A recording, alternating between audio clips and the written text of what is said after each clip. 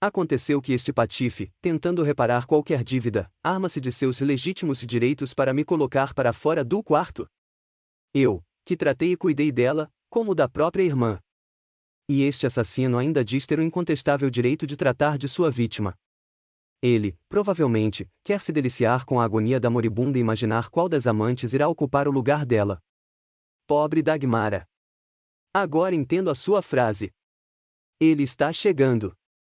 Ele atrapalhará a minha morte. A sua alma atormentada pressentia a aproximação do seu perseguidor. Triste e cabisbaixo, o pastor ouvia o discurso irado do filho.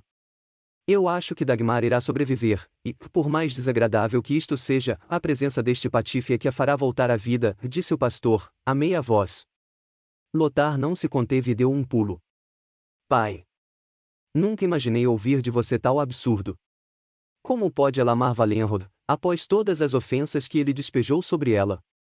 O pastor, sem nada dizer, abriu a gaveta da escrivaninha e retirou uma folha de papel dobrado, entregando-a ao filho. Leia esta carta do falecido Dettingen e surpreenda-se tanto quanto eu. Minha mente não consegue entender o terrível mistério que revela esta missiva.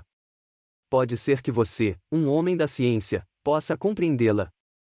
Lothar praticamente arrancou a carta das mãos do pai e, encostando-se à mesa, começou a lê-la. E à medida que o seu olhar passava febrilmente por aquelas linhas, seu rosto foi ficando cada vez mais pálido e um suor frio cobriu sua testa. Depois, jogando a carta longe, encostou-se no espaldar da poltrona e observou, com voz contida, se isto for verdade, então é um ato diabólico. A recuperação de Dagmara será a prova da existência desta terrível força. Então, se for assim, que significado tem toda a nossa ciência? Ficando a sós com Dagmara, Desidério ajoelhou-se e abriu a sua camisola. Em seguida, apertou os seus lábios no local do coração, que batia fracamente e apertou em suas mãos as mãos da paciente. Mal. Os seus lábios tocaram a pele fria de Dagmara, ela estremeceu como se levasse um choque elétrico. Seus olhos abriram-se e o cansado e sofrido olhar parecia procurar algo, mas ao ver o marido, uma expressão de ira e desprezo passou pelo seu rosto emagrecido. Fazendo um esforço para empurrá-lo para longe, ela murmurou, deixe-me morrer em paz. Estou cansada desta maldita vida. Entretanto, estava demasiadamente fraca, para livrar-se dele, e com um rouco suspiro, voltou a cair nos travesseiros. Desidério aparentemente não prestou nenhuma atenção à resistência da esposa e continuou a pressionar os lábios contra o seu peito. Dagmara jazia com os olhos abertos, sem poder mexer nem os braços nem as pernas e somente sentindo uma corrente quente circulando por suas veias e aquecendo o sangue já frio. Logo seu corpo começou a suar abundantemente, seguindo-se um bem-estar geral e uma agradável languidez. Dagmara fechou os olhos e adormeceu num profundo e pesado sono. Valenrod endireitou-se, sentando à cabeceira da paciente, continuou a segurar as suas mãos, que já estavam quentes e macias. Ele, por sua vez, estava pálido e, sentindo-se fraco, encostou-se na cama e também adormeceu. Passaram-se algumas horas, longas e difíceis para Lothar, que andava preocupado pelo quarto. Os raios do sol nascente despertaram Desidério. Sua primeira reação foi debruçar-se sobre Dagmara para constatar que continuava dormindo. Com um suspiro de alívio e triunfo, ele levantou, espreguiçou-se e murmurou, vou provar àquele médico idiota que consigo fazer milagres, sem os seus remédios. Desidério lavou-se, bebeu um copo de vinho que encontrou na mesa e depois, saindo silenciosamente do quarto, perguntou ao médico, Sr. Heiger, não poderia subir para ver a minha esposa?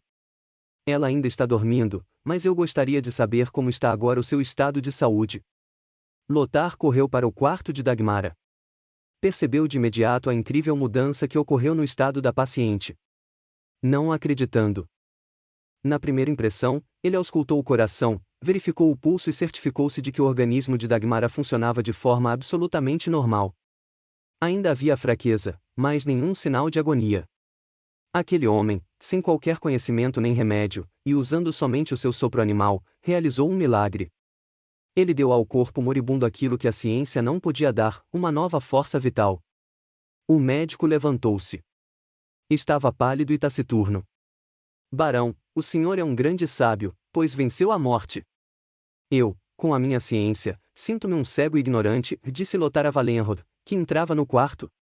E sem esperar resposta, saiu do dormitório e trancou-se em seu quarto. Uma tormenta rugia no espírito de Lothar. Seu conhecimento, construído por anos de intenso trabalho, estava trincando e ameaçava desmoronar ao se defrontar com leis desconhecidas, cuja existência indubitável ele acabou de comprovar. E na cabeça, persistia a ideia de que um ignorante, uma pessoa devassa e superficial, salvou a vida que ele, com todo o seu conhecimento, sentenciava à morte. Depois disso, que valor tinha esta sua ciência, o estudo trabalhoso da máquina humana e do seu complicado mecanismo? Não seria esta ciência simplesmente letra morta comparada à corrente revigorante que penetrava na raiz da doença? A pureza da ciência experimental, que somente reconhecia como verdade o que os olhos veem e o bisturi puder pesquisar, desmoronava como um edifício sem fundações. Diante dele erguia-se um mundo invisível com seus segredos, que ele negava ou desdenhava, somente porque tal mundo não era perceptível à visão nem ao tato. Ele zombava do magnetismo terapêutico e das sugestões hipnóticas, considerando o charlatanismo, dava de ombros quando ouvia falar dos testes de Roche sobre a exteriorização da sensibilidade, chamando-os de pura imaginação e indignos da atenção de um cientista. E agora, de repente, um trovão arrasou o seu orgulho, provando quão pouco ele sabia. A carta de Dettingen tirou definitivamente a venda de seus olhos, cegando-o com uma luz brilhante. O velho também falava de transmissão da corrente vital, das ainda desconhecidas leis da eletricidade, do poderoso pigmento que alimenta os corpos astral e material, das substâncias invisíveis, da capacidade dos corpos de comunicarem-se entre si através de meios invisíveis ao olho despreparado. Tudo isso estava escondido no éter transparente e era imperceptível aos 5 sentidos. De repente, no cérebro do materialista convicto, surgiu mais um pensamento estarrecedor, e se, em algum lugar, nos infinitos abismos do desconhecido e, tão real como o fluido invisível que preencheu e ressuscitou o jovem organismo moribundo, existir Deus, o ser primário e todo-poderoso? E, sendo tão imperceptível aos grosseiros sentidos, só puder ser percebido por suas ações e não por sua presença visível? O olhar indeciso do médico parou sobre o grande crucifixo pendurado na parede. Será possível que seu pai tinha razão na sua simples e removível fé e, realmente, neste mundo são bem-aventurados os pobres de espírito, aos quais pertence o reino dos céus? Lothar foi embora do pastorado no dia seguinte ao da milagrosa cura de Dagmara. Desidério ficou e, quando terminou a sua licença, levou a esposa com o filho para a vila. Triste ainda com uma palidez doentia, Dagmara voltou à casa que não esperava mais ver. A vida solitária e monótona que a aguardava acenava-lhe novamente com tristeza e desespero, mas à medida que suas forças voltavam, voltava também a sua energia natural. Para preencher o vazio espiritual, ela passou a ler e trabalhar com entusiasmo. Certo dia, ela destrancou o santuário e começou a folhear o grande arquivo das ciências ocultas. Aquele livro destruiu-a e talvez pudesse salvá-la. Dagmara tentou invocar Dettingen e pedir explicações sobre o horrível atentado que cometeu, mas a invocação não surtiu efeito, Dettingen não apareceu. Surpresa e inconformada, Dagmara concluiu que ainda estava demasiadamente nervosa e, para que a experiência desse certo, ela precisaria primeiramente acalmar-se. Mas aquilo era fácil de compreender, mais difícil de fazer e, quanto mais infrutíferas eram as suas tentativas, mais aumentava o seu nervosismo. Após estudar cuidadosamente o livro de invocações, ela decidiu realizar a grande e solene invocação com todas as regras do ritual. Faltando pouco para meia-noite, Dagmar entrou no santuário e executou todos os preparativos. Acendeu as 7 velas do candelabro que ficava sobre o altar, encheu de água o recipiente de cristal e jogou ervas aromáticas sobre os carvões em brasa dos tripés. Em seguida, pronunciou em voz alta as invocações prescritas. Enquanto folheava o livro de invocações, seu olhar parou repentinamente sobre a seguinte frase: os grandes e puros espíritos só podem ser invocados com a alma em paz e coração livre de ódio e ira. Em caso contrário, a mesa do banquete será cercada por vagabundos, bandidos impuros que dominarão o anfitrião. Dagmar estremeceu, percebendo que não se sentia nada tranquila e que seu coração estava cheio de raiva. Um medo obscuro dominou-a e ela quis desistir da experiência, mas das paredes e dos móveis já se ouviam batidas e ruídos, à sua volta começaram a girar manchas fosforescentes e o quarto esfriou de repente. Em seguida, ela percebeu que seus pés e mãos ficaram pesados e na testa surgiu um suor frio. Sem poder se mover, ela caiu contra o espaldar da poltrona e, apesar da paralisia do corpo, sua mente estava clara e os sentidos adquiriram uma extraordinária agudez. Ela ouvia ruídos estranhos, aromas estonteantes sufocavam-no e o espaço à sua volta foi preenchido por seres bizarros e horríveis, que pareciam sair de uma nuvem espessa e escura, atravessada por relâmpagos, que cercou o altar e o tripé. Algumas das criaturas pareciam esferas fosforescentes transpassadas por algo semelhante a flechas, outras pareciam serpentes aladas e pássaros com caras de cães ou chacais, e alguns com rostos humanos. Todas essas repugnantes criaturas aglomeravam-se em volta do recipiente de cristal para beber água, que fervia ao seu toque. Um gigantesco morcego que pairava sobre o altar elevou-se de repente, voando pesadamente dirigiu-se em direção a Dagmara, aterrissando diante dela sobre o volumoso livro aberto. Os grandes e verdes olhos do monstro olhavam para Dagmara com expressão de maléfica zombaria e a pressão daquele olhar fê-la ficar em pânico, quis correr, gritar, mas não podia mover-se e com crescente horror assistiu à estranha transformação do morcego. O corpo dele encheu-se, esticou-se e tomou rapidamente a forma de um homem jovem extraordinariamente fino e esbelto, vestindo uma túnica estreita e vaporosa, que parecia ser feita de uma teia de prata. Todo ele, inclusive o rosto, manteve a cor cinza do morcego. Sobre a testa, por entre os cabelos encaracolados, viam-se pequenos chifres e nas costas havia enormes asas dentadas. Inclinando-se para Dagmara, que estremeceu com o frio que dele emanava, disse com voz sonora: "Eu vim a seu chamado. Sou a personificação dos sentimentos que a atormentam. O outro não virá. Ele gosta de vítimas entusiasmadas que se sentiriam felizes sob os golpes do machado, mas eu sou um dos corpos que sofreu, proferiu maldições e acabou mal, como se costuma dizer. Agora, desencantado, tanto da justiça divina como da humana, divirto-me à minha maneira, observando a eterna comédia do mal premiado e do bem perseguido. Será que você ainda não se convenceu de que, quanto mais fizer o bem, tanto mais a odiarão para livrar-se da gratidão que devem a você, e que nisso se resume exatamente a explicação da maior parte dos seus desgostos? O louco que realizou a sua iniciação também acreditava na força do bem e trouxe-a em sacrifício a esta utopia, de um modo que ninguém pode salvá-la. E isto porque aquele a quem você está ligada pertence ao nosso meio. Fiquei com pena de você e vim para dar-lhe um conselho que vai salvá-la. Procure tentações, ame o calor no sangue que atordoa a alma cansada, abuse de amores proibidos com todos os detalhes ardentes, e você não mais será estranha a todos com aquela sua mísera bondade e estúpido peso na consciência. Você não estará sozinha, ninguém mais a odiará e não vão tratá-la como a um cão. Quem vive com lobos deve uivar como lobo. E por que você odeia o vício? Ele é poderoso e dirige tudo. Aprenda a usá-lo. Lisonjeie a baixeza humana. Submeta-se à insolência, sufoque o próprio orgulho e dignidade, finja onde lhe for lucrativo, seja insistente quando quiser atingir um objetivo, feche os olhos para as fendas das pessoas e o principal, minta. Minta sempre. Minta aos outros e para si própria. Tudo que lhe parecer errado, cubra com a mentira e esta mentira prestativa irá justificar e desculpar você e lhe fará esquecer a própria queda. Você quer se livrar da corrente invisível que a amarra ao marido. Para livrar-se destes odiosos grilhões existe um remédio que aqueles outros não indicarão, mas eu vou revelar a você. Comece a agir como ele. Quando todo o seu ser ficar inteiramente tomado pela corrente animal do vício e, só então, esta ligação começará a enfraquecer. Quando as suas secreções fluídicas forem do mesmo tipo, a troca mútua irá interromper-se e, finalmente, a corrente desaparecerá por si própria. Mas, isto subentende que você terá de se esforçar e pecar bastante para atingir este objetivo. Quem é você, ser maléfico, que me dá conselhos tão satânicos? Perguntou Dagmara, horrorizada. Um sorriso esperto passou pelos lábios do estranho conselheiro.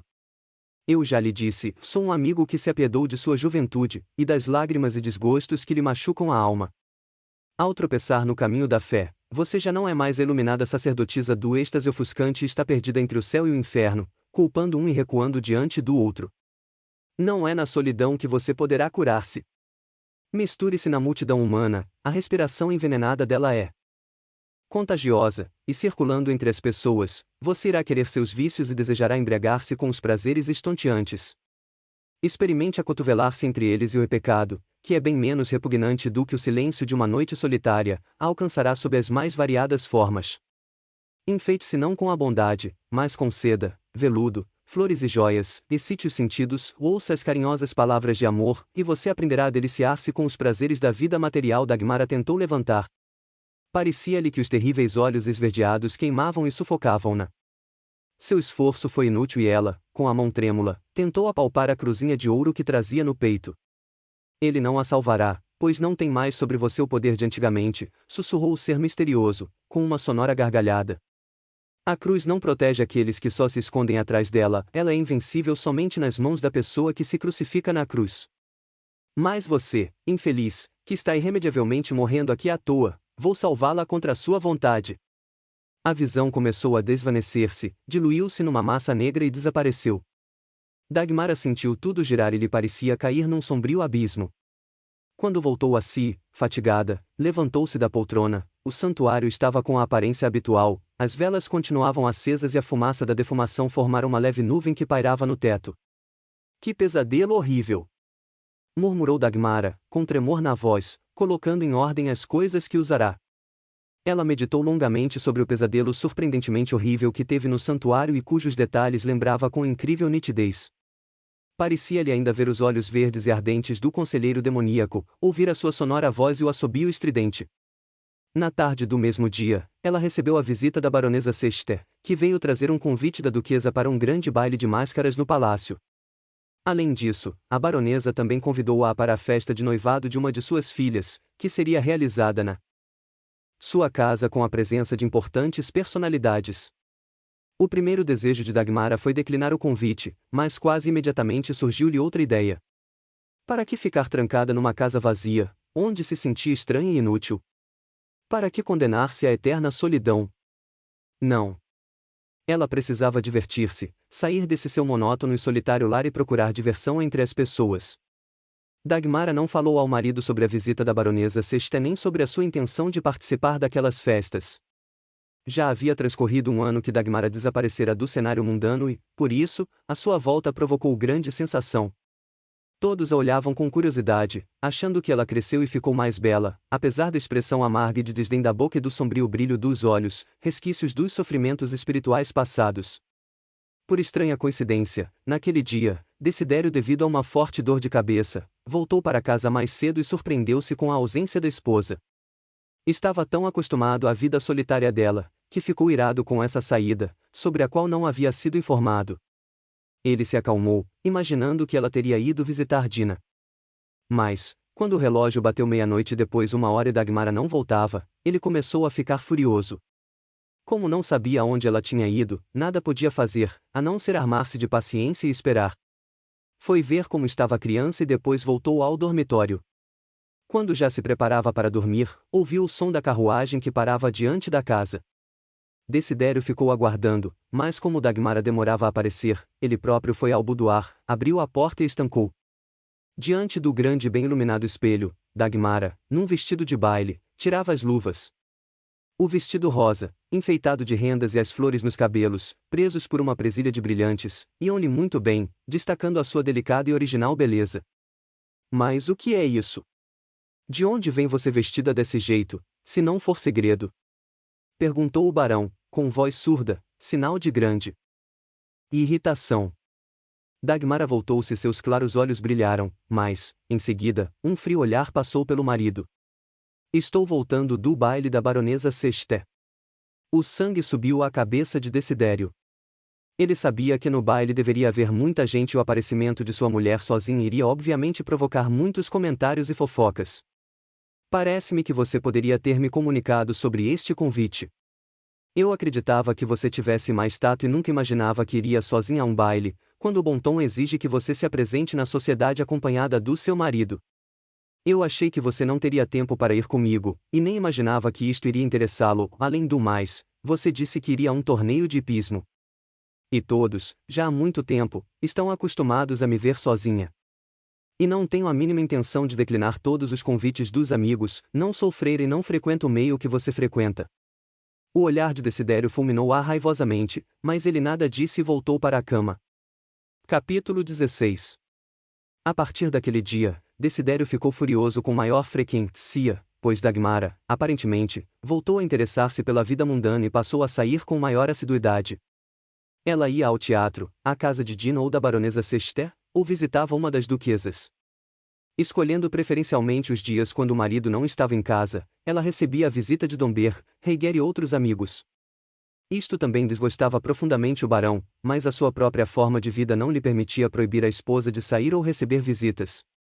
Dagmara parecia gostar da admiração que a cercava.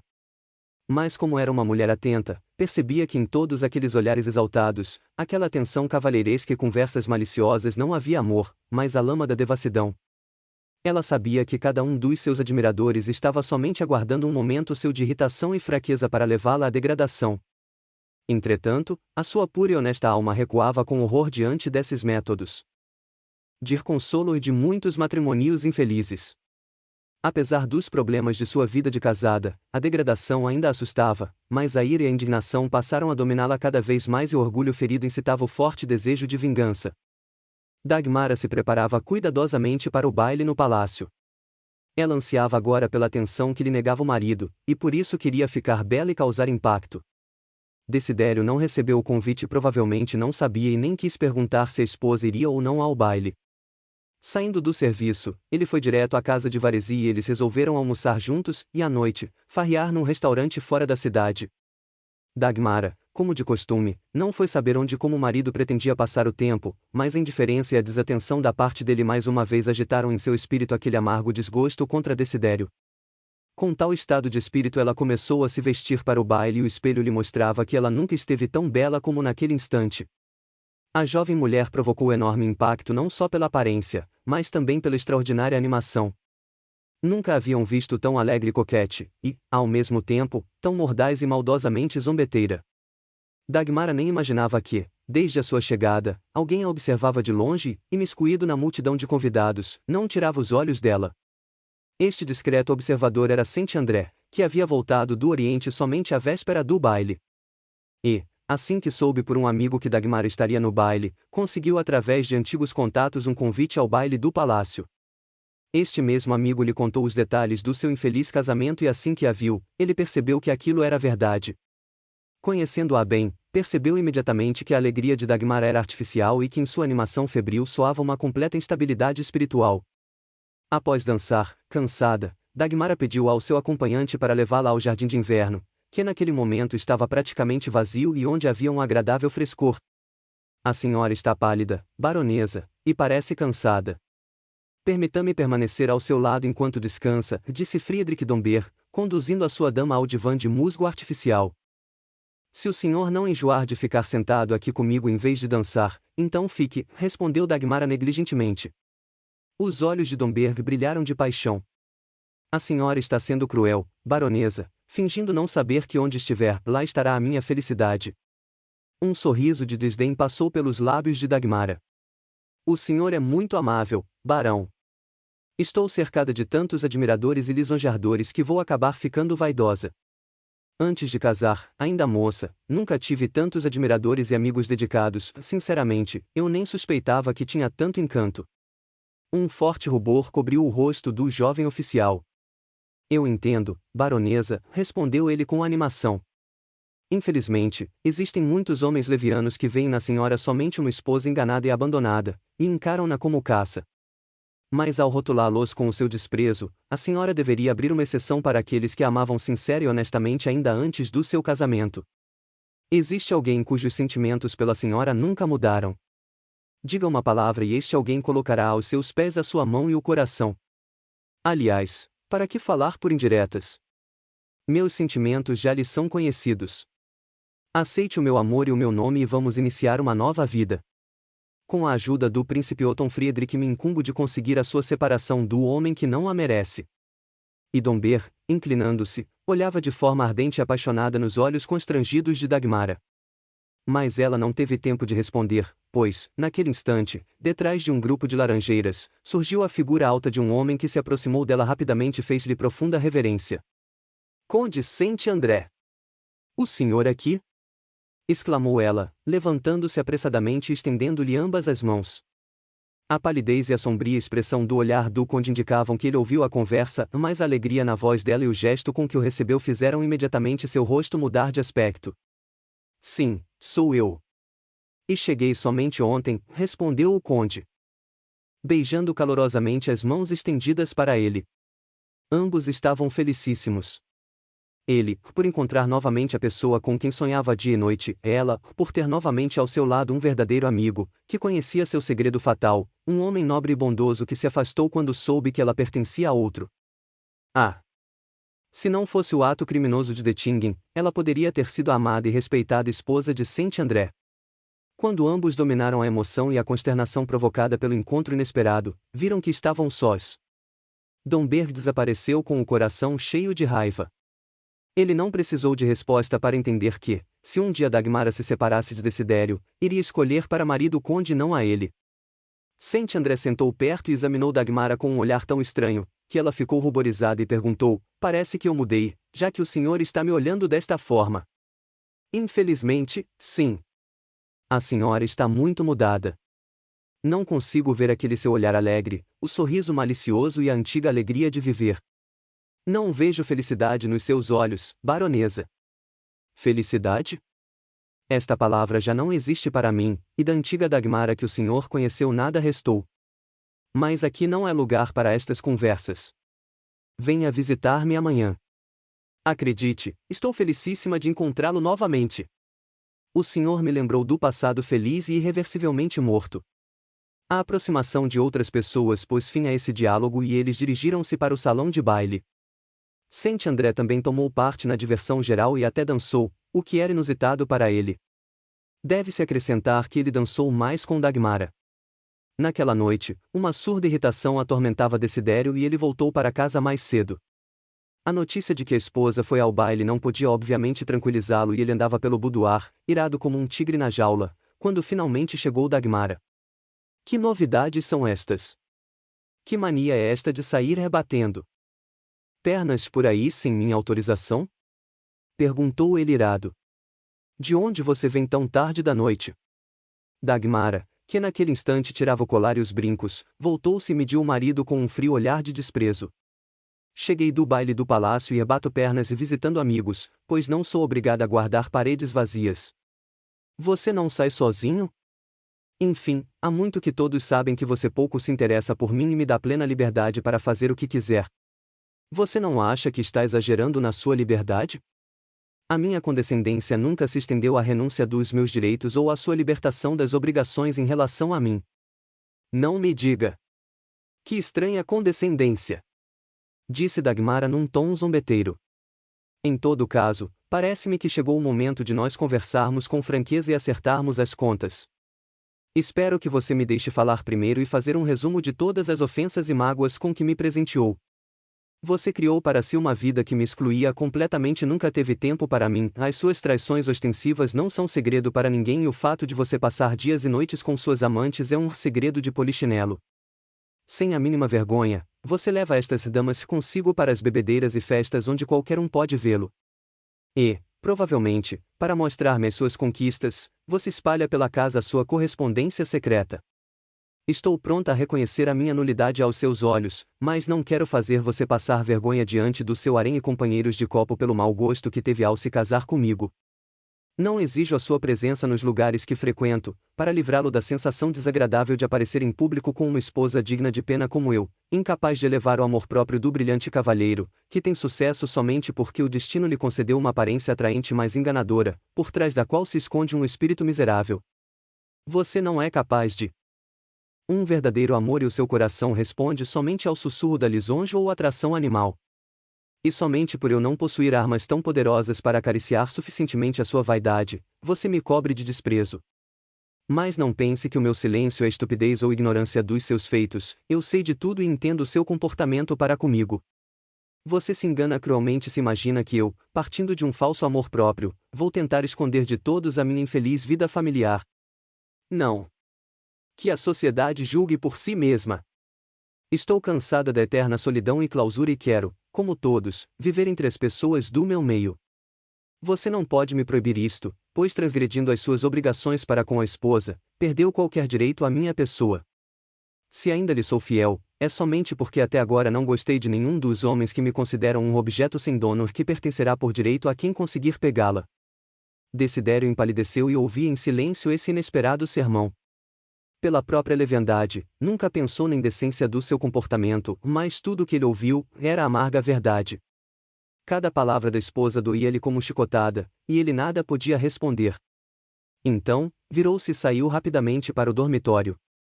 No dia seguinte, Saint-André apareceu na vila e Dagmara recebeu-o sozinha, pois o marido, como sempre, estava ausente. A anfitriã e o convidado sentaram-se no boudoir e começaram a conversar amigavelmente. Leio em seus olhos que a senhora sofreu demais e me culpo amargamente por tê-la deixado sozinha, quando a minha respeitosa amizade poderia ser-lhe útil, o observou o conde, com um suspiro. É verdade. Mas tanto naquela época, como agora, continuo tão só como somente um ser humano consegue ficar. A solidão do deserto é menos terrível que a solidão na própria casa, disse Dagmar e seus olhos encheram-se de lágrimas. E a senhora não tentou procurar apoio na ciência, naqueles mistérios que nos deixou o nosso respeitável mestre? Não. Respondeu Dagmar rispidamente, com um brilho no olhar enrubescendo. Não.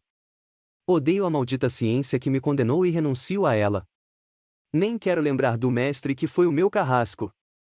Ele próprio destruiu todo o bem que realizou na nefasta hora quando roubou de mim a força vital, acorrentando-me a um homem que me pisa e colocando a minha vida a seu bel prazer. Mas como? Como sabe disso? Que insensatez da parte de Desidério de contar-lhe isto! Exclamou Sente André, empalidecendo. O senhor se engana. Encontrei por acaso a carta de Dettingen que me condenava à mais baixa escravidão que poderia imaginar a magia negra. A carta estava num monte de troféus, bilhetes amorosos, retratos de amantes e contas de restaurantes, respondeu Dagmara, rindo, mas se a senhora encara assim os laços que aprendem a Desidério, então, a senhora não o ama, como eu supunha. Murmurou Sente André. O ciúme causará muitos sofrimentos ao conde, e agora ele sentia que um grande peso saía do seu coração. Sim, houve um tempo que eu amava, quando a ideia de me tornar sua esposa parecia-me a maior felicidade e eu ansiava viver somente para ele, mas ele sufocou todos estes sentimentos com as próprias mãos. E sabe o senhor, ela inclinou-se para o conde com os olhos brilhando e lábios trêmulos, quando aprendi a odiá-lo. Nas longas noites, doente, passando sozinha angustiantes e insones horas, enquanto ele momento vivia em festas e bebedeiras, participava de orgias com mulheres vadias e voltava para casa somente ao amanhecer. Pare. Não se enerve assim. Lembre-se de que a senhora é mãe e procure consolo e apoio no próprio filho. O sorriso inocente da criança irá aliviar os sofrimentos que este indigno lhe causou, disse o conde, segurando a mão trêmula de Dagmara. Seu coração batia fortemente, cheio de felicidade, compaixão e esperança. Não. Disse Dagmara, balançando tristemente a cabeça. Ah! Criança não me consola. Ao olhar para ela, lembro todo o inferno que passei antes do seu nascimento, quando doente, inexperiente e sofrendo, ficava sempre sozinha, abandonada aos cuidados dos criados. Ah! Que ideias passavam pela minha cabeça quando percebia que ele não tinha tempo de cuidar de mim grávida e que para mim tudo era demais. Enquanto ele farreava em Paris, eu viajei para a casa do meu antigo educador, o pastor Reger. Lá nasceu a criança e aquelas bondosas pessoas cuidaram de mim, como se fosse a própria filha. Mesmo assim, eu estava morrendo e faltavam algumas poucas horas para a liberdade, mas naquele momento, infelizmente, o barão voltou. Ele não quis largar a sua diversão e o seu fluido diabólico devolveu-me a vida. Uma vida vazia e sem sentido, numa casa onde não existe um lar e que mais parece um hotel onde o marido aparece só para dormir e às vezes almoçar, quando não tiver nada melhor para fazer, ou passar a noite para recuperar energias para, no dia seguinte, reiniciar a sua vida devassa. Nestas condições, o que pode significar para mim esta criança? Ela calou-se por falta de voz e as doentias batidas do coração não a deixavam respirar. O conde beijava em silêncio as mãos frias de Dagmar e serviu-lhe um copo d'água, pedindo para acalmar-se. A partir desse momento, entre eles estabeleceu-se uma relação completamente nova, cheia de confiança mútua e amizade sincera. Ele tornou-se um assíduo visitante da vila egípcia e sua presença provocava uma sensação desagradável em Desidério, o que aliás era mútuo. Assim passaram-se alguns meses. Sente André visitava a vila egípcia cotidianamente. Os jovens ficavam sempre a sós e se apegavam cada vez mais um ao outro. A paixão do conde atingiu o auge. Dagmara, quase inconscientemente, correspondia aos seus sentimentos. No deserto que a cercava, o ardente amor do conde encheu de vida sua alma atormentada. Ela confiava nele inteiramente, sentindo-se muito bem em sua companhia e as horas até a sua chegada passaram a transcorrer lentamente, em compensação a ausência de Desidério trazia-lhe um verdadeiro alívio. Este era o estado das coisas. Esta situação, obviamente, não podia continuar indefinidamente. Uma declaração definitiva era inevitável. Certa noite, os jovens tomaram seu chá e dirigiram-se ao boudoir. Contrariando o costume, não conseguiam estabelecer uma conversa. O conde estava aparentemente nervoso e andava pelo quarto, enquanto Dagmara reclinou-se na poltrona e fechou os olhos. De repente um beijo ardente na mão fê-la estremecer. Ela endireitou-se e encontrou o olhar de Saint-André, fitando-a, pela primeira vez, com indisfarçada paixão. Sem prestar atenção ao embaraço da jovem mulher, ele puxou uma poltrona, sentou-se, sem largar a mão dela, disse com voz embargada: Dagmara. Não posso mais ficar calado, vendo a vida solitária e o sofrimento espiritual acabarem com você. Eu a amo com todas as forças da minha alma e quero arrancá-la deste inferno. O que você está dizendo? E os laços fatais que me ligam ao... Ela calou-se e passou a mão pelo rosto pálido. Eu sei. Mas o segredo fatal não me deterá. Estudei cuidadosamente os tratados de ocultismo sobre as estranhas leis de transferência de fluido vital e sobre as mágicas relações entre os seres vivos. Cheguei à conclusão que, se entre você e ele se interpuser um grande amor, a poderosa influência deste amor agirá sobre a ligação invisível, como uma espada afiada, e tomando conta de todo o seu ser, absorverá o que agora, com base naquela lei, sente necessidade de desidério. Se você, por sua vez, entregar toda a sua alma a esta pessoa, então estarão lutando como dois fiéis parceiros contra estes laços fatais e sairão vencedores, quebrando-os. O benigno e terapêutico fluido do amor mútuo curará os ferimentos invisíveis causados por este rompimento. Li a descrição de um caso parecido num antigo livro sobre magia e estou pondo aos seus pés este sentimento de amor sem limites nem barreiras. Eu a amo, Dagmara, como somente pode-se amar a uma mulher, mas quero ter sobre você direitos legais para chamá-la de minha, diante de Deus e das pessoas. Penso que Desidério não se oporá à sua libertação, para continuar a vida devassa sem qualquer empecilho, talvez ele até queise com alguma de suas vadias com as quais está se divertindo neste minuto. Ele não dá nenhum valor aos laços que unem vocês e não a ama, provando isso com cada um dos seus atos, e por isso, não pode dar valor à esposa, que rebaixa diante de todos. Assim, posso exigir que ele me ceda a pessoa que despreza e não quer amar. Mas, para ter esta conversa decisiva com ele, preciso de sua permissão. Dagmara, você quer ser minha esposa? Permitei-me, com a ajuda do meu amor e conhecimento, apagar todas as nossas mágoas do passado? Ela ouvia, por vezes pálida, por vezes ruborizada. Os tons sinceros de sua voz e do nobre e amoroso olhar faziam Dagmara renascer. Parecia-lhe estar despertando de um horrível pesadelo e o seu fino rosto começou a refletir o amanhecer de uma nova vida. Levantando para o conde seus puros olhos, que ardiam com a fé e esperança, ela disse com sinceridade: sim, eu quero amá-lo, Filipe, quero pertencer a você. Eu lhe imploro, liberte-me. Nesse instante o conde abraçou-a, apertou-a contra o seu peito e cobriu de beijos ardentes seus lábios e olhos. O amor dele, por tanto tempo reprimido, finalmente libertou-se. Dagmara, feliz, encostou a cabeça em seu ombro e, pela primeira vez, sentiu a felicidade do verdadeiro amor, esquecendo completamente que entre ela e Saint-André se interpunham os direitos de Desidério. Mas teria ele ainda direitos sobre ela? Não, não tinha, pois ele próprio recusou-os. Naquele dia, Valenrod decidiu voltar mais cedo para casa e descansar bem para o dia seguinte. A notícia de que o conde estava com a sua esposa deu-lhe a ideia de ouvir a conversa deles.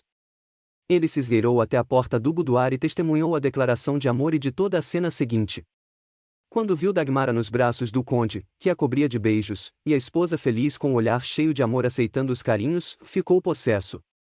Sua mão agarrou a cortina e cada veia do seu corpo tremia como em febre, e mesmo assim, não correu para os apaixonados e nem lhes gritou: eu me porei entre vocês armado dos meus direitos legais e impedirei o seu caminho para a planejada felicidade. O que atrapalhou foi o medo de passar por marido ciumento e ser ridicularizado por Varesi, o que foi mais forte que a ira. Desidério saiu silenciosamente e trancou-se no quarto. E, como um tigre, começou a andar de um lado para outro, fervendo por dentro. Havia chegado a hora que pressentia e que nebulosamente temia: no seu caminho aparecerá um outro que exigia dele a esposa, que ele negligenciava. Entregá-la? Nunca! Murmurou Desidério, cerrando os punhos e jogando-se no divã. Aos poucos, seus agitados pensamentos acalmaram e a ira esfriou, deixando em seu lugar um sentimento agudo e amargo que ele, debalde, tentava espantar. Uma voz que havia muito estava calada, sussurrava-lhe: alguma vez você deu o devido valor à mulher, que largava por dias e semanas inteiras, sem jamais imaginar que um outro poderia tomar o seu lugar? Você sempre a deixou sozinha e nunca se interessou em saber o que ela fazia e como passava os longos e solitários dias e noites. Você sempre tratou-a com grosseira e cruel indiferença. Você próprio destruiu em Dagmar o respeito, a confiança e o amor por você. Que direito tem você agora para indignar-se, quando nela despertou finalmente um sentimento humano e ela indignou-se contra o homem que zombou dos mais sagrados direitos? Ela quer cair nos braços daquele que lhe promete amor e tutela e que falou com ela a linguagem da paixão, o que ela nunca ouviu de você. A carícia falsa e mentirosa não engana o instinto do coração. Um pesado suspiro escapou do peito de Valenrod.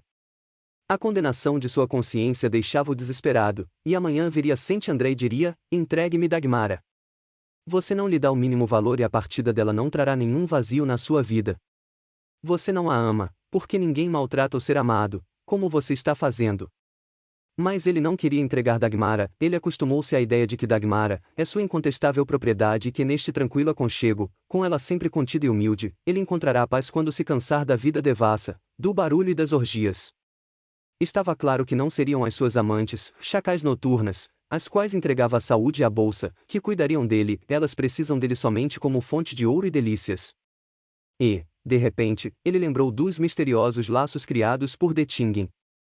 Se aqueles laços romperem-se, como disse Saint André, não estaria ele ameaçado de morte, devido à falta de força vital e o corpo e a alma, destruídos, negarem-se a servir-lhe. Um frio suor cobriu sua testa e ele, em raivoso desespero, enterrou a cabeça nos travesseiros. Assim que o conde saiu, Dagmara também se sentiu mal e estava desconfortável consigo mesma. Parecia-lhe ter se desviado do caminho do dever e honra. Ela não lamentava ter aceito o amor de Saint André e concordou que ele a libertasse, pois achava isto seu incontestável direito.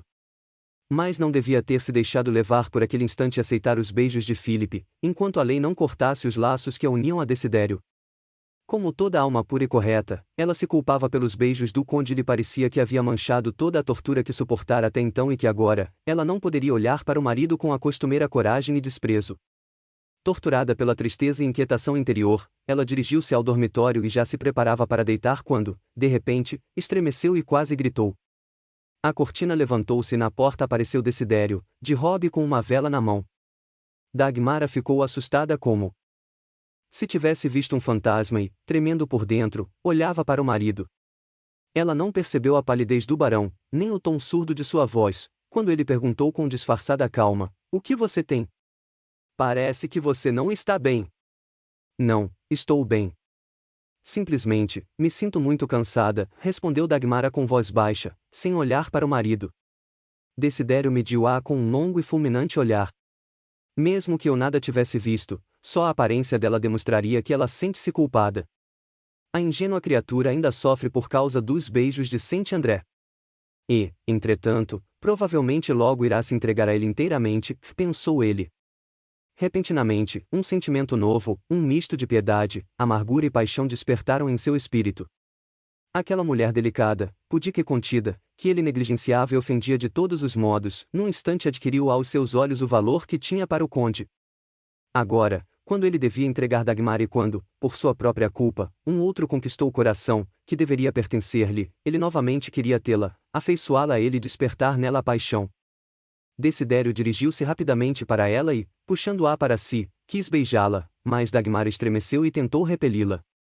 Naquele momento ela se achava tão criminosa, que não tinha o direito de receber um beijo do marido, que a considerava irrepreensível, e o fato de ela ter falado de amor com outra pessoa parecia-lhe monstruoso e ela quis gritar: deixe-me.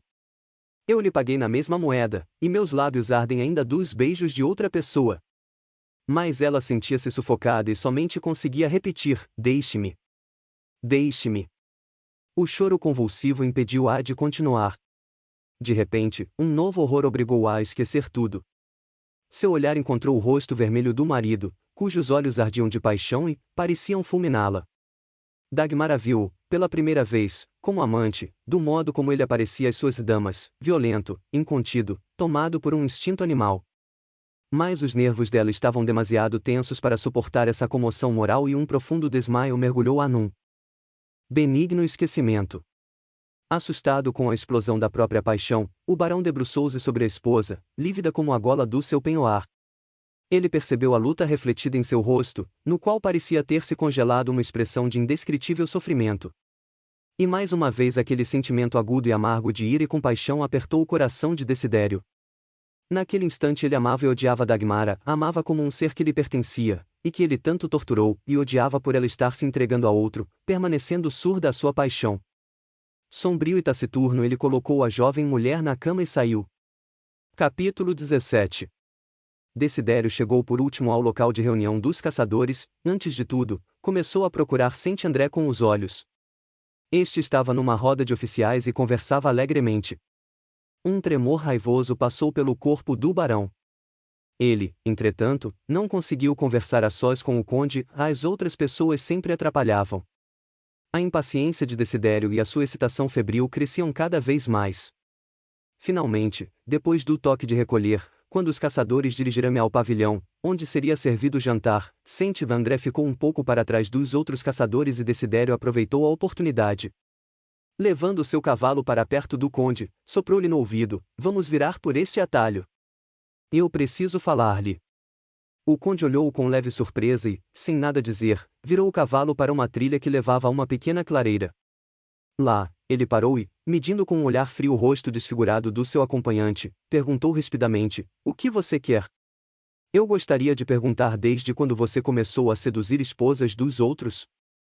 disse surdamente Desidério, com os dentes cerrados. O rosto do conde corou, mas nos seus olhos acendeu-se uma sombria chama. "Pare! Nem mais uma palavra!" exclamou ele, levantando a mão. "Não ouse jogar lama em mim e na esposa que você fez infeliz. Você não pode julgar, pois o seu comportamento e desprezo ao dever superam em muito os pecados dos outros. Sim, eu amo Dagmara. E como você não lhe dá valor e a considera um peso morto, então peço-lhe que a liberte, concedendo-me o direito de casar com ela."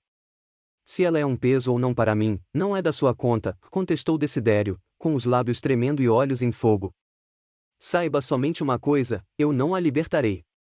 Não porque comecei a lhe dar valor, após vê-la em seus braços, mas porque você apareceu na minha casa com o objetivo de seduzir a mulher que leva o meu nome. Você não tem o direito de agir assim. Ela é um ser vivo que o Senhor e a lei confiaram a você para amar e proteger e não para torturar e destruir. Você perdeu o seu direito sobre ela. Isto nós ainda vamos ver. Em todo caso, antes de voltar para cá, você deveria ter escrito uma carta para mim sobre isto e aguardar a minha decisão. Mas, para castigá-los pela traição escondida, saiba que eu nunca vou entregá-la a você. Neste caso, você é um patife!" exclamou Saint André, fora de si. Num ímpeto de ira, e com os olhos injetados de sangue, Desidério, virando rispidamente o cavalo, que empinou, sacou do bolso um revólver e apontou a arma para o conde, que também sacou o seu revólver. Espumando pela boca, e absolutamente fora de si, atiraram um contra o outro e, quase ao mesmo tempo, ouviram-se 2 tiros. Saint André, abrindo os braços, começou a balançar na sela e caiu sobre o corpo do cavalo, que deu um salto e jogou o cavaleiro nos arbustos. Desidério ficou mortalmente pálido e a arma caiu de sua mão. Com os olhos esbugalhados, como um autômato, ele desceu do cavalo e deu alguns passos na direção de Saint André. A névoa sangrenta que ofuscava sua mente dissipou-se e ele quis certificar-se se não cometeram um assassinato, mas nesse instante sentiu uma tontura, uma dor aguda transpassou seu peito e ele foi inundado por um sopro de calor, pareceu-lhe estar caindo num escuro abismo, e Desidério desabou na areia. O aparecimento de 2 cavalos sem cavaleiros e a sela de um manchada de sangue provocaram uma confusão geral, ainda mais que a ausência de Saint André e Valenrod já havia sido notada. Os caçadores saíram ruidosamente do pavilhão e começaram a procurar os ausentes. Uma hora depois, em volta dos 2 corpos caídos em poças de sangue, juntou-se uma exaltada multidão. Entre os convidados estava o Dr. Reguer e também um médico militar que examinaram e constataram que o conde estava morto e que o estado de Valenrod, que ainda vivia, era praticamente sem esperanças. Os caçadores montaram rapidamente padiolas de galhos de árvores e levaram os corpos do morto e do ferido ao pavilhão, de onde, nas carruagens do príncipe, eles foram levados à cidade.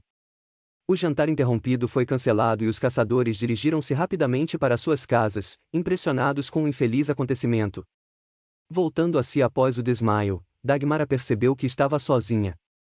Sentindo um mal-estar e cansaço, ela ficou na cama mais que o habitual e, quando finalmente levantou, Jenny informou-a de que o barão fora caçar.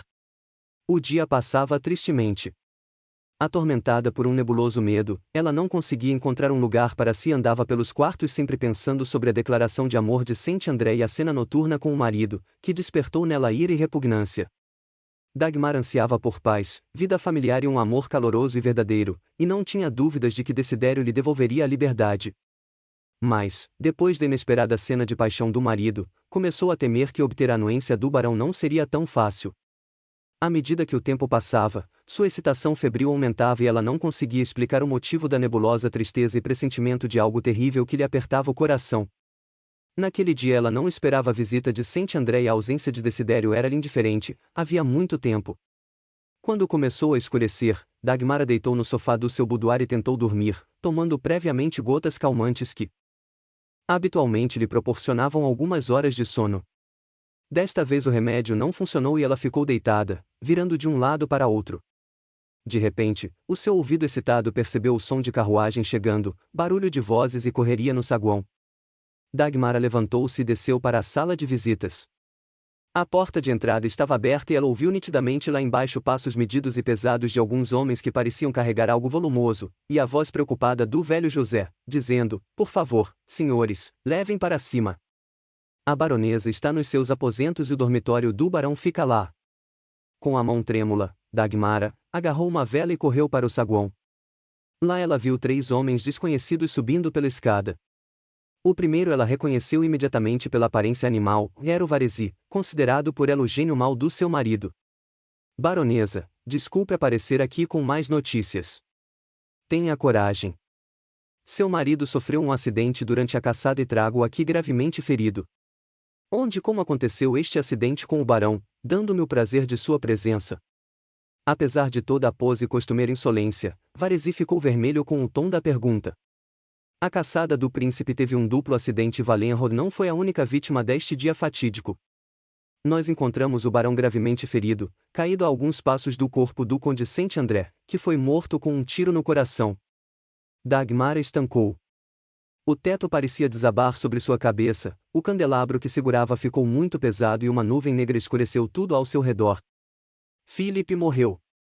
E com ele morria o seu futuro e perdido para sempre o pacífico aconchego de amor onde esperava esconder-se. Ela balançou e teria caído no chão se Varesi não a segurasse. Naquele instante apareceram os carregadores trazendo o ferido, acompanhado por Lothar. Vendo que Dagmar desmaiara, o médico correu para ela, ajudando Varesi a levá-la à sala de visitas e colocá-la no sofá, para depois ir cuidar da instalação do ferido. Meia hora depois, Varesi e seus 2 companheiros foram embora. Quando Dagmar voltou a si, seu primeiro olhar encontrou Lothar debruçado sobre ela. Mas agora ela só tinha um único pensamento e, levantando-se do sofá, apertou convulsivamente a mão do doutor. "É verdade que Saint André morreu?" perguntou ela, preocupada. Lothar empalideceu e ficou taciturno, a primeira pergunta de Dagmar fora sobre o conde não sobre Desidério. "Sim, ele morreu." "Mas não vai me perguntar sobre o estado do seu marido?" Dagmar abaixou a cabeça. "Ele vai morrer?" perguntou ela, após um instante de silêncio. "É difícil responder. Seu estado é muito grave, mas a natureza às vezes encontra meios desconhecidos. Quer que eu trate do seu marido? Pelo menos, perto de você estará seu dedicado irmão." "Muito obrigada. Vou ficar muito feliz, sabendo que você está comigo", murmurou Dagmar, estendendo-lhe ambas as mãos, que ele levou aos lábios. "Neste caso, vamos comigo. Você me ajudará a colocar as compressas frias na cabeça e no ferimento. Não tema, ele já foi enfaixado. Eu vou embora agora e mando para cá uma enfermeira. De manhã estarei de volta." Ela levantou como num sonho e seguiu o doutor. Desidério parecia em coma. Lothar escutou a sua pulsação e passou a Dagmar algumas instruções, e em seguida, despediu-se, prometendo retornar o mais rápido possível. Ficando só, Dagmar sentou-se sem forças na poltrona à cabeceira do paciente e começou a olhar o pálido e deformado rosto do marido, fracamente iluminado pela lâmpada sob o abajur azul. E na sua mente começou a fervilhar um caos de tenebrosos e desesperados pensamentos. O gemido do ferido interrompeu-os e ela debruçou-se sobre ele. Agora Desidério tinha febre, seu rosto ardia e os olhos queimavam como brasas de carvão. Ele não reconhecia a esposa, de seus lábios saíam palavras desconexas, e aos poucos, passou a delirar. Começou um tempo difícil. O jovem e resistente organismo do paciente lutava tenazmente contra a destruição, mas o estado dele melhorava e piorava e a sua morte era esperada a qualquer momento. Dagmara raramente aparecia junto ao leito do marido, pois lá estava de plantão a baronesa, mas Rhaegar lhe contava tudo o que acontecia por lá e acompanhava atentamente as fases da luta entre a vida e a morte. Numa de suas conversas francas, Rhaegar confessou a Dagmara que sabia sobre o segredo fatal de sua vida, e começou a perguntar sobre os misteriosos laços criados por Detingin. Dagmara, sem vacilar, contava-lhe tudo o que sabia com um triste sorriso no rosto. Mas o pior de tudo isso, acrescentou ela, é que eu sinto a corrente que emana dele, às vezes, a sua vida desregrada reflete em mim. Assim, muitas vezes eu sei quando ele está bêbado. Nessa hora entro num estado estranho que não consigo explicar, não estou acordada, nem estou sonhando, é uma paralisia, durante a qual parece que estou inspirando vapores de vinho e esse repugnante odor me sufoca e provoca taquicardia. Além disso, esse estado é acompanhado por estranhas visões, ou é o rosto pálido de Desidério que me persegue como num pesadelo, ou me aparecem lugares desconhecidos e ajuntamentos de pessoas desconhecidas, cujo comportamento imoral causa-me nojo. E vejo tudo isso com tão incrível nitidez que até nas ruas encontro e reconheço algumas pessoas que vi nessas visões. Parece que a vida desregrada de Desidério reflete-se em mim através desses profundos desmaios, e ao mesmo tempo, sua corrente vital mantém-me viva. Que surpreendente e terrível mistério! Maldita seja a hora em que foi realizado este negro ato! Murmurou Lothar, cerrando os punhos involuntariamente. Nas longas horas de silêncio e solidão, quando nada interrompia os sombrios pensamentos de Dagmara, ela passou a pensar muito sobre o futuro que a esperava e decidiu que se Desidério morresse, ela iria viver somente para o filho e continuar, bem ou mal, a própria infeliz existência. Mas, se ele sarasse, ela deveria desaparecer. Certo dia, Lothar comunicou a Dagmara que a vida triunfara e que Desidério estava fora de qualquer perigo. A jovem mulher ficou cabisbaixa. O restabelecimento do marido significava a volta da monótona, solitária e vazia existência, envenenada pela amargura e orgulho ferido. Não, para ela, chega, o destino decidiu, pensou ela, quem deve desaparecer, sou eu. Tenho muito menos a perder do que ele. Após tomar tal decisão, Dagmara acalmou-se, com incrível sangue frio, começou a executar os preparativos que julgava necessários. Não desejando deixar atrás de si qualquer coisa relacionada à ciência secreta, começou a destruir sistematicamente tudo o que fora reunido no laboratório e biblioteca de Detingin.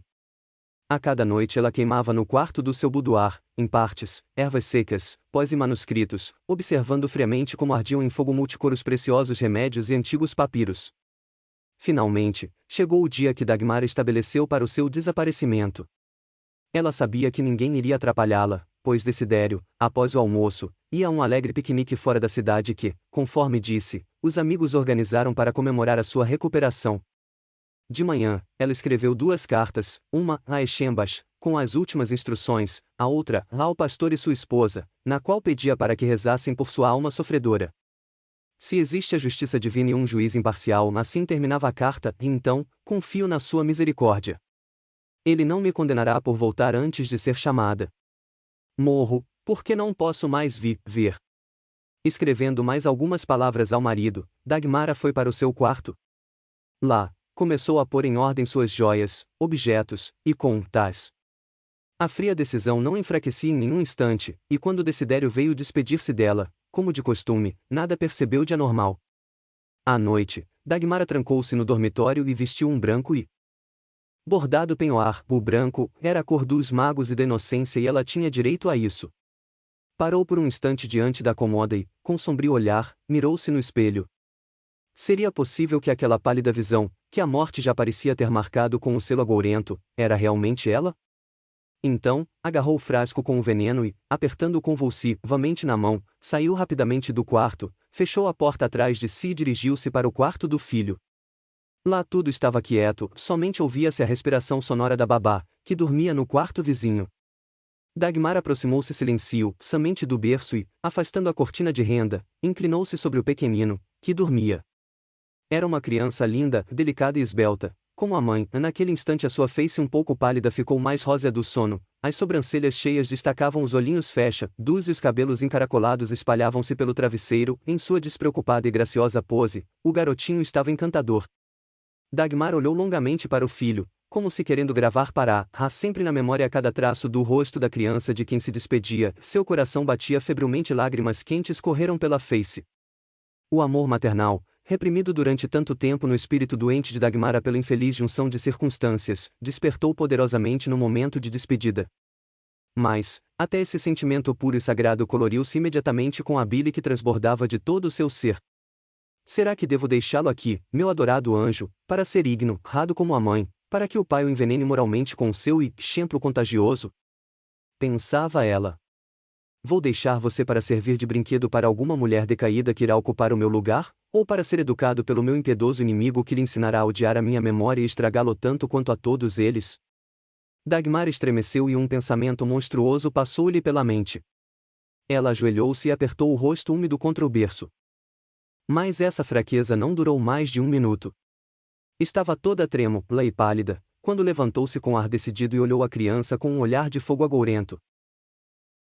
Mas, é verdade. Por que devo deixá-lo? Morra comigo. Não vou deixar nada para ele. E isto seria um crime? Oh, não. Livrar você de uma vida assim será um ato de suprema misericórdia.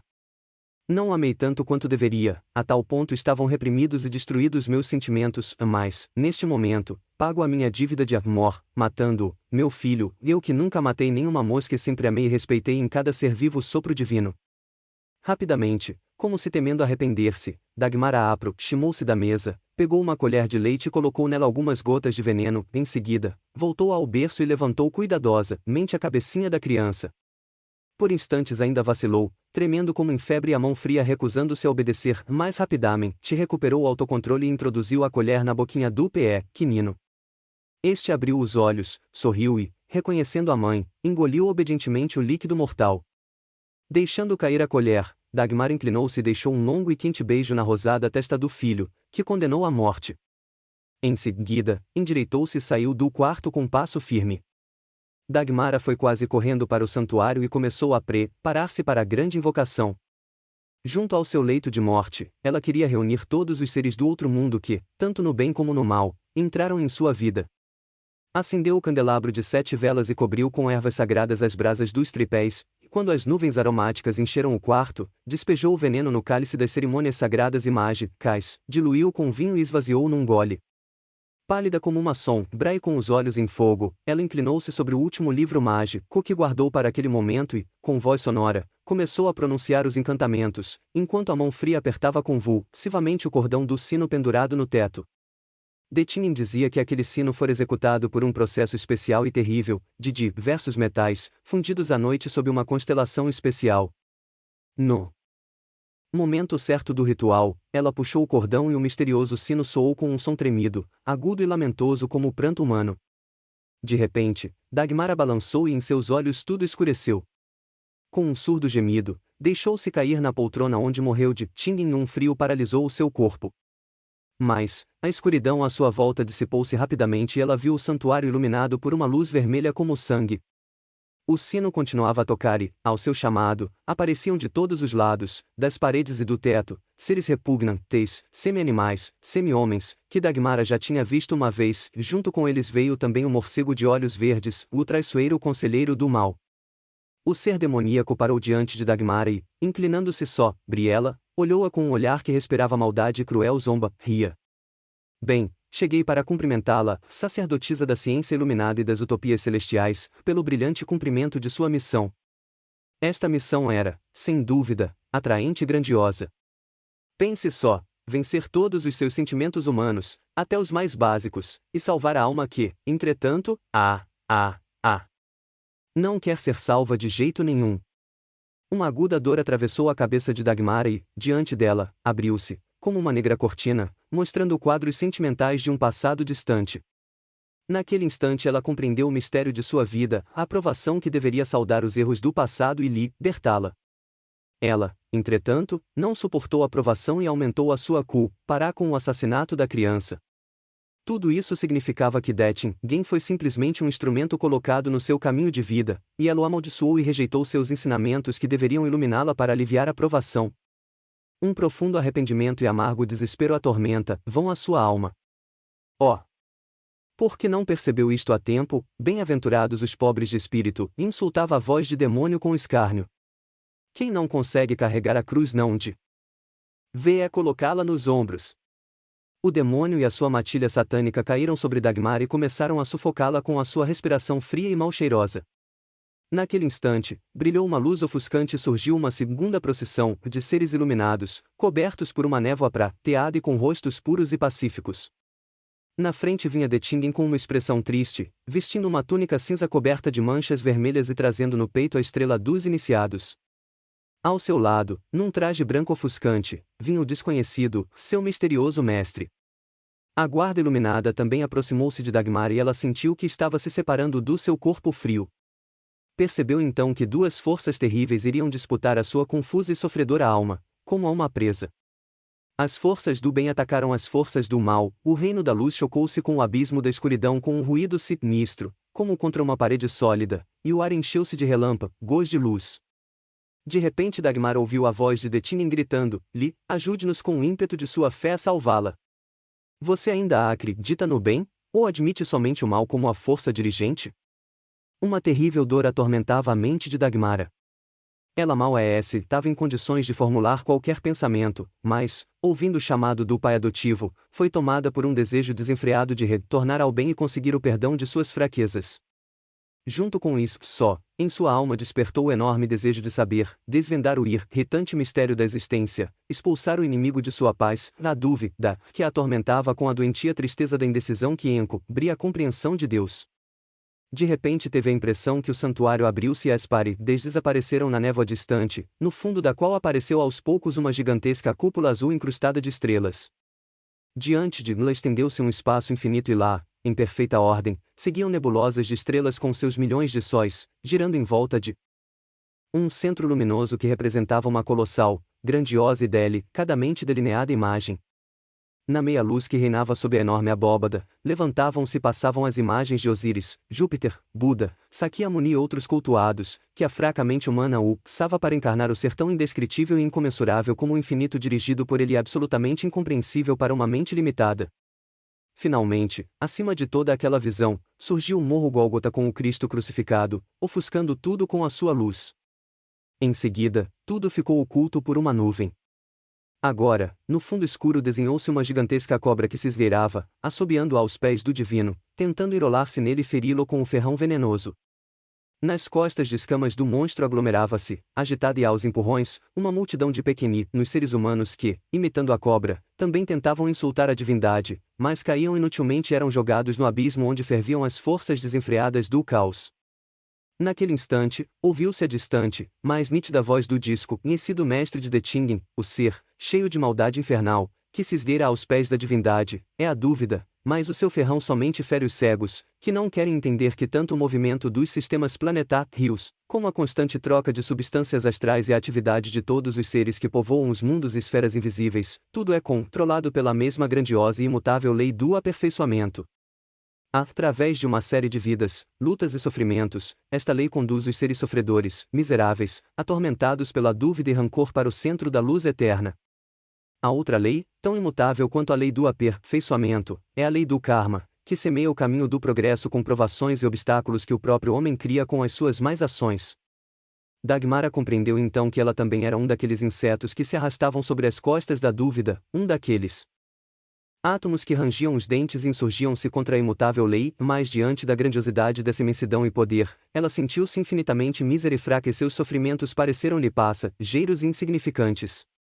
Ela entendeu que a sua luta fora inútil e para se purificar, para atingir a luz e aproximar-se da divindade, é necessário passar pelo funil de sofrimentos.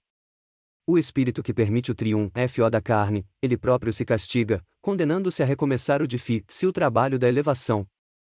A atormentada alma de Dagmara, que sempre procurou a luz e ansiava pelo bem, encheu-se de enorme desejo de aproximar-se do objetivo divino da verdade e luz. Ela arrancou de dentro de si a dúvida que a consumia e o ímpeto de submissão, fé, amor e súplica de perdão pareceu levá-la para longe da terra e seus malefícios. Dagmara não viu como as forças do mal recuaram e deixaram passar a armada de luz, mas sentiu o sopro quente e a profunda beatitude que a envolvia.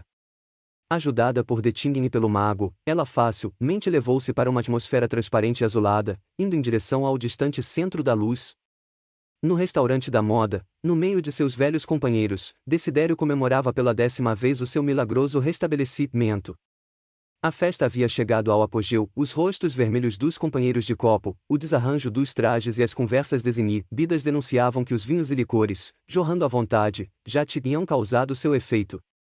De repente, Desidério, que gargalhava de uma anedota picante de Varesi, empalideceu, deixou cair o copo e jogou-se no espaldar da poltrona, sentindo forte tontura. Foi como se uma estrela de fogo tivesse atravessado seu peito e uma aguda dor instalou-se em seu coração. O barão teve a impressão de que estava morrendo. Em seguida, a sensação de queimadura foi substituída por um frio gélido e Desidério sentiu que caía num abismo escuro e, diante de seus olhos, pairava Dagmara, mortalmente pálida, que Detingen e um desconhecido numa túnica de branco ofuscante levavam consigo. A sensação fria da toalha úmida com que enxugavam seu rosto obrigou Desidério a abrir os olhos. Em volta dele juntaram-se os companheiros, preocupados e surpresos. "O que você tem?" De repente, começou a desmaiar como uma mocinha nervosa. "Está doente?" perguntou Varesi, servindo-lhe uma taça de champanhe. Valenrod recusou o vinho e pediu uma xícara de chá. "Comigo está tudo bem.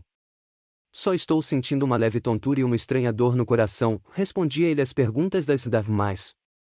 Desidério tomou o chá, tentando rir e continuar a conversa interrompida, mas rapidamente percebeu que não estava para brincadeiras. Uma estranha inquietação que nunca havia sentido antes apertava o seu coração e a forte dor no peito quase impedia-o de respirar. Um quarto de hora após, ele levantou-se e, alegando não estar se sentindo bem, dirigiu-se rapidamente para a vila. Já eram cerca das 3 horas da manhã quando o barão voltou para casa e, torturado pela sensação de perigo, foi rapidamente ao dormitório. A cama de Dagmar estava vazia, o que nunca acontecerá até agora. Onde estaria? Irritado e atormentado por um obscuro pressentimento, Desidério passou pelo quarto da esposa e não a encontrando em lugar nenhum, entrou no gabinete e viu sobre a escrivaninha uma carta endereçada a ele. Abrindo apressadamente o envelope, ele leu o seguinte: "A vida que você me deu é uma carga insuportável. Por isso estou voluntariamente cortando os laços que nos unem e que me obrigam a viver em dependência de sua energia vital. A minha morte nos livrará a ambos destas correntes, que lhe pesavam tanto."